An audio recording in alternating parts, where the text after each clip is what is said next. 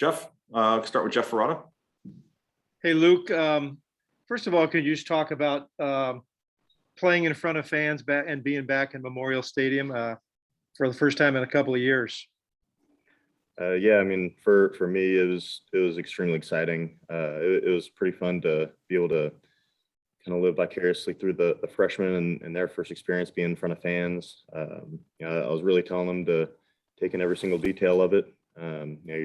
We're all lucky to be here in this environment, and we love our fans, love our stadium, love our atmosphere, and we're very sorry that couldn't bring a win today.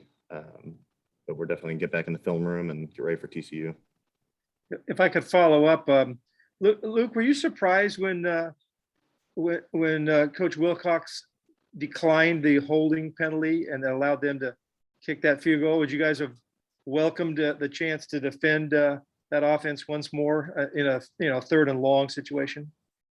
I'm more of a players play, coaches coach, and I think that I trust Coach Wilcox's judgment, and I think that was our best option. Thank you. Okay, next, Trace Travers. Was there anything in particular that you didn't expect from the Nevada offense? Really, no, honestly. I think we actually prepared for a lot more, and I think it was a pretty basic game plan.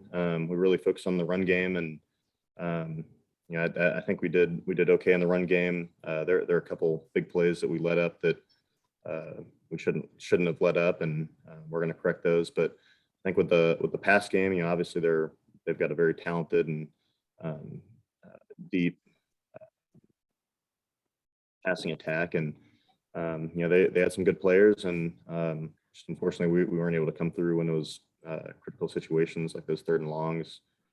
Those are really critical situations that we simply just got to get the job done in those times. And to follow up, what did you see on your sack there in the fourth quarter? I was kind of on a little stunt and crossed the guard, crossed the center, and it was just kind of wide open, and I was able to make the play. Okay, Rusty Simmons, go ahead.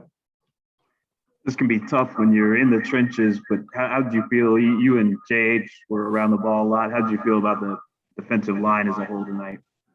I think we played pretty well.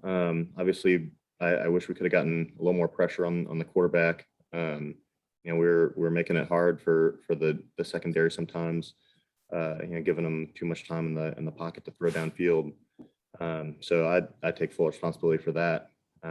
We've got a lot of young guys in our D line, and I think for their first actual college game, and then it actually was their first college game. I thought that they stepped up to the plate and stepped up to the challenge, and performed pretty well. And obviously, there's tons of room for improvement, not only with the young guys, but me and JH as well, and the vets. And we just got to let it trickle down to the freshmen and show them that we can all get better, and really just get in the film room. Okay, Rob Wang. Rob, go ahead. Hi, Luke. Just to, you were in the trenches on the line, but just from a defensive perspective, when they took shots down the field, was it something that you guys, were taken a little bit surprised by with when they were taking those shots, or was that just a schematic thing of it leading to one-on-one coverage to some of the guys down the field, and just not making the one-on-one plays? I obviously I'm in the secondary or in the defensive front seven, so it's kind of hard for me to judge. But we knew that they were going to be throwing downfield. We knew that their quarterback had a live arm, and he was going to want to push the ball downfield. But pretty much just it all comes back to the D line's got to work with the secondary, meaning that we've got to get some pressure on the quarterback. We've got to win our one-on-ones, so that the secondary is just not back there on their own on the islands. Any more questions? Okay, thanks, Luke.